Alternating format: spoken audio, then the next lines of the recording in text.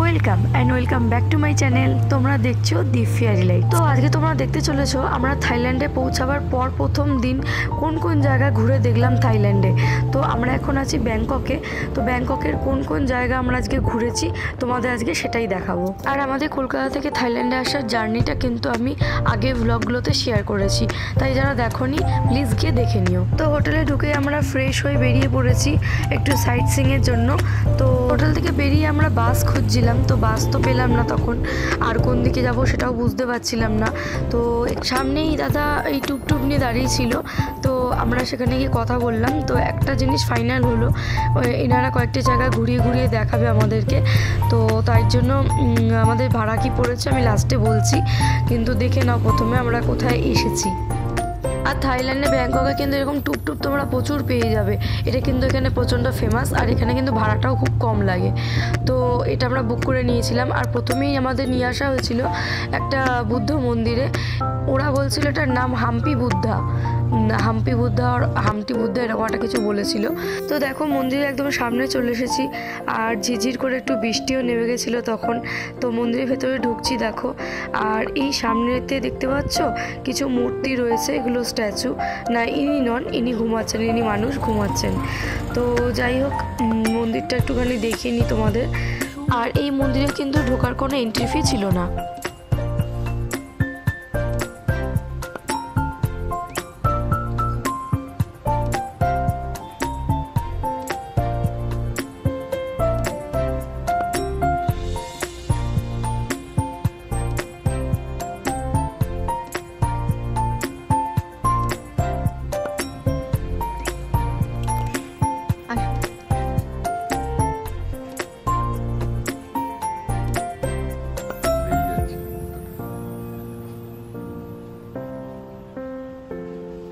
তো এই মন্দিরের এরিয়াটা কিন্তু অনেকটা বড় জায়গা নিয়ে, আর এখানে দেখার মতন আরও কিছু কিছু জায়গা রয়েছে, তো সেইগুলো এখন দেখাচ্ছি।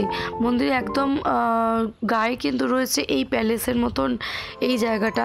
তো এটা কি আমি ঠিক বলতে পারবো না, কিন্তু মন্দির সংলগ্ন জায়গাতেই ছিল। তো এখানে একটুখানি ঢুকেছিলাম, ভিডিও করেছিলাম। আর এটা কিন্তু সিঁড়ি দিয়ে ওঠাটা বারণ আছে, তো এই অবধি এসে আমরা একটুখানি ফটো ভিডিও করে বেরিয়ে গেছিলাম। তবে দেখে মনে হলো এই জায়গাটা কোনো সরকারি কাজে ব্যবহৃত হয়, কারণ এই জায়গাটার উপরটাতেই দেখো রাজার ফটো দেওয়া ছিল আর ফুল টুল দেওয়া ছিল, তো কোনো রকম সরকারি কাজে আই থিঙ্ক ইউজ হয়।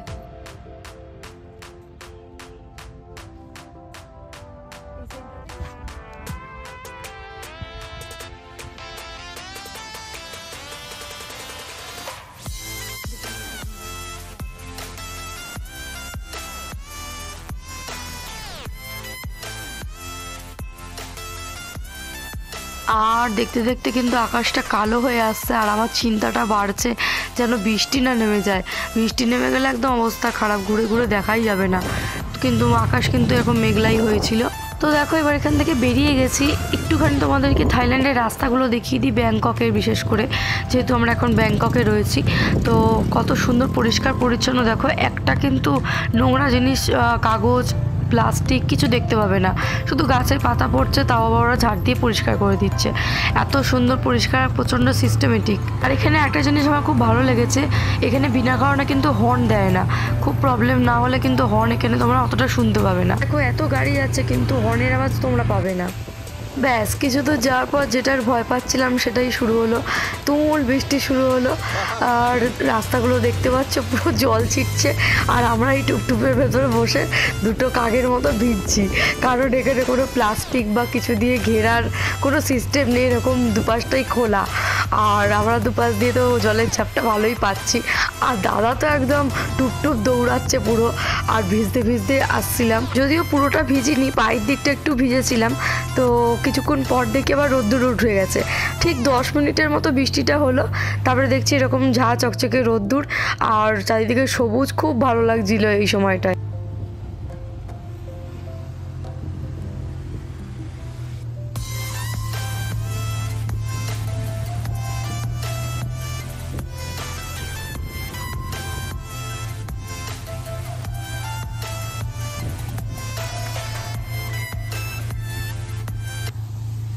দেখো চলে এসেছি আরও একটা টেম্পেলে, এটাকে হোয়াইট মার্বেল টেম্পেলও বলা হয়, আর এটার আর একটা বড় নাম আছে পদ বাঞ্চা মাবপীঠ। এরকম একটা নাম রয়েছে এর। তো যাই হোক, পরে আমি নামটা দিয়ে দেবো সাইডে। এই টেম্পেলে কিন্তু টিকিট কেটে ঢুকতে হবে। ওই দেখো আমার পেছনে রয়েছে টিকিট কাউন্টার। আর এই টেম্পেল কিন্তু সকাল 8টা থেকে বিকেল 5টা পর্যন্ত খোলা থাকে। বিশাল বড় এরিয়া নিয়ে এই টেম্পেলটা। আর আমি যে সময় গেছিলাম দেখো ফাঁকাই ছিল, তো এখানে খুব ভালো করে ফটো ভিডিও তুলতে পেরেছিলাম। পুরো টেম্পেলটা ঘুরিয়ে দেখাবো, ভিডিওটা দেখতে থাকো, আশা করি ভালো লাগবে।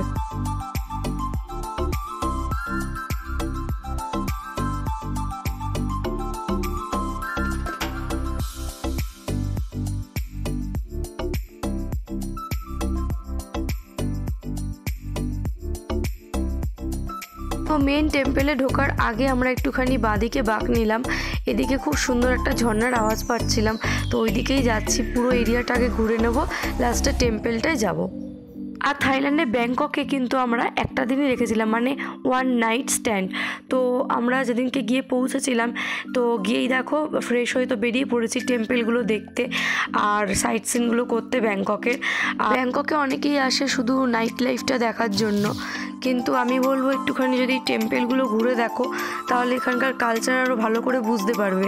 আর ব্যাংককে তো প্রচুর মন্দির, এরকম টেম্পেল রয়েছে, বুদ্ধিস্ট মন্দির। তো যাই হোক, এখানে কিন্তু ভালোই সময়টা কাটবে। যেহেতু এখানে প্রচুর টেম্পেল, তো কোনটা ছেড়ে কোনটা দেখবো আমরা বুঝতে পারছিলাম না। আর হাতে যেহেতু একদিনই সময় ছিল, তাই কাছাকাছির মধ্যে আমাদের হোমস্টে থেকে কাছাকাছির মধ্যে যেগুলো ছিল তো সেগুলো আমরা কভার করেছি। এছাড়া যখন তোমরা টুকটুক ভাড়া করবে তখন কিন্তু ওরা কতগুলো প্লেস বলে দেবে তোমাদেরকে, তো সেইগুলোর মধ্যে ওরা ঘোরাবে। তো আমাদের কিন্তু আরও কিছু কিছু জায়গা এর মধ্যে অ্যাড করা ছিল, যেমন এই টেম্পেলটা দেখতে পাচ্ছ, এটা ছিল। এর সাথে প্রথমে যে টেম্পেলটা দেখেছিলে ওই হাম্পি বুদ্ধা, তো ওইটা ছিল। এছাড়াও থাই এক্সপোর্ট ছিল, মানে যেখানে আর কি ওই গয়নাগাটি টুকটাক পাওয়া যায় আর কি, যেটা ভারতে তুমি নিয়ে আসতে পারবে, তো সেটাও ছিল। তো ওখানে আমি ভিডিও অ্যালাউ ছিল না, তাই জন্য করিনি। তো ওইটাও কিন্তু ঘোরা হয়েছে এর মধ্যে। এরপরে আরও দুটো টেম্পেল ছিল আমাদের লিস্টে, কিন্তু টাইম হয়ে গেছিলো। আর এখানে একটা ব্যাপার হচ্ছে, সবকটা টেম্পেলে কিন্তু টাইম প্রায় একই, মানে ক্লোজিং টাইম আর ওপেনিং টাইম। তো আমরা এখানে যে ঘুরছিলাম, আমাদের ঘুরতে ঘুরতে এখানে 5টা বেজে গেছিলো। তো আর কিন্তু কোনো টেম্পেলে যাওয়া যায়নি, কারণ ডোর ক্লোজ। ব্যাংককে কতগুলো ফেমাস টেম্পেলের মধ্যে ওয়াট ফু, ওয়াতারুন এইগুলো রয়েছে, তার মধ্যে এই মার্বেল টেম্পেলটাও রয়েছে। তো মার্বেল টেম্পেলটা তো আমরা আজকে ভিজিট করে নিলাম, কিন্তু ওয়াটারুন তো আমার হয়নি দেখা, কারণ টাইম হয়নি। তো যেহেতু অন্য জায়গায় হোটেল বুকিং ছিল, এরপর আমরা পরের দিনে পাটায়া চলে যাব, তো সেখানে যেহেতু হোটেল বুকিং রয়েছে, তো সেই কারণে আজকে ব্যাংককে প্রথম দিনে যতটুকু পেরেছি আমরা ঘুরে দেখে নিয়েছি। আর আরেকটা প্ল্যানিং করেছি, আমরা পরের দিন সকালবেলা উঠে আমরা ওয়াটফুটা দেখতে যাব, কিন্তু ওয়াটারুনটা হবে না টাইমের জন্য, তো ওটা একটুখানি মিস হয়ে গেল। তো যাই হোক, আর কিছু করার নেই, এখানে প্রচুর মন্দির, তো কোনটা থেকে কোনটা শেষ করবে মানে শেষ হবে না, এত টেম্পেল আছে এখানে। আর প্রত্যেক কটা একটার থেকে একটা আলাদা, তো দেখতে কিন্তু সবকটাই ইচ্ছা করবে, কিন্তু যতটা পেরেছি মন্দির কভার করেছি। কারণ ব্যাংককে এত মন্দির আছে, তোমরা দেখে শেষ করতে পারবে না। তোমাদের তাহলে 3-4 দিন তোমাদের এই ব্যাংককেই থাকতে হবে, আর অনলি টেম্পেল ট্যুরই করতে হবে।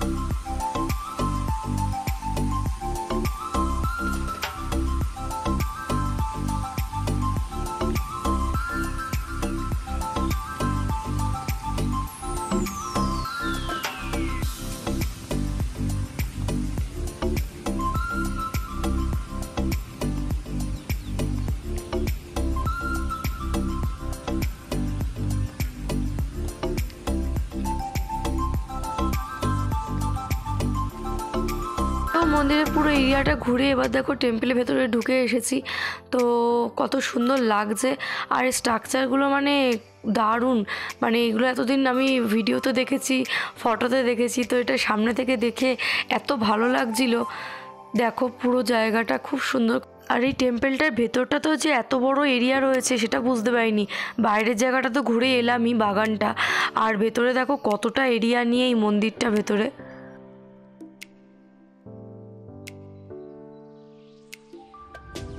এখানে দেখো বৌদ্ধদেবের বিভিন্ন ভঙ্গিমায় মূর্তিগুলো তৈরি করা রয়েছে, কোনোটা বসা, কোনোটা দাঁড়ানো, বিভিন্ন নামও রয়েছে এখানে দেখলাম।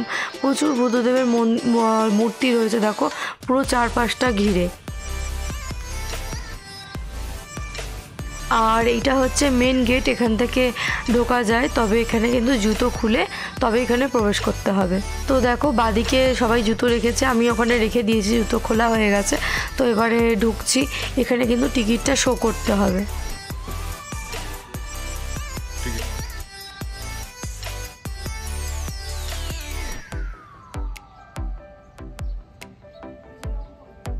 মন্দিরটা ঘুরে দেখতে তোমাদের মিনিমাম 1 ঘন্টা টাইম লাগবে, কারণ এটা অনেকটা এরিয়া নিয়ে তৈরি।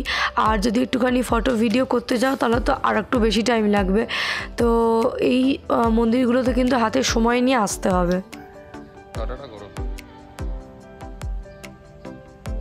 এটা মন্দিরেরই একটা সাইডে, এখানে দেখো জল দেখতে পাচ্ছ, আর একটু ফোয়ারা টাইপের করা ছিল। আর এই জায়গাটা কত সুন্দর সাজানো, এখানে কিন্তু দারুণ রিলস হবে।